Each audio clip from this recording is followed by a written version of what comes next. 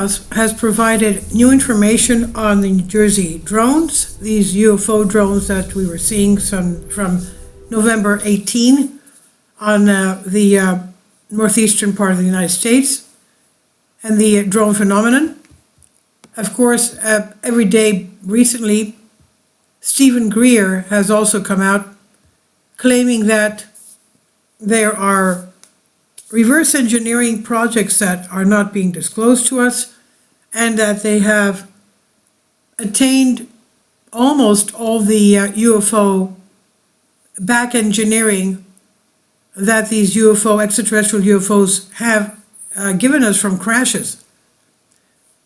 Now, nobody seems to be able to explain, though, what the drones were and who was operating them, where they were coming from, and what their purpose was. So we still don't have those answers. On top of that, efforts to intercept the objects routinely ended in inexplicable failure. And now, during the first press briefing of Donald Trump's second administration, Press Secretary Carolyn Leavitt provided some new information about the New Jersey drone phenomenon. She said, "I do have news directly from the President of the United States that was just shared with me in the Oval Office from President Trump directly, an update on the New Jersey drones.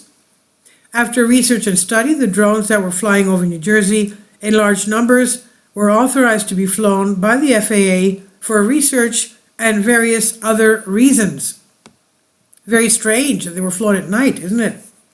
Now, many of these drones were also hobbyists, recreational and private individuals that enjoy flying drones, she said. In time, it got worse due to curiosity. This was not the enemy, she said.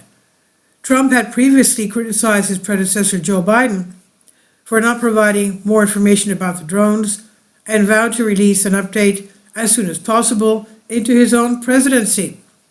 Now, whether the explanation provided will satisfy everyone, however, remains to be seen.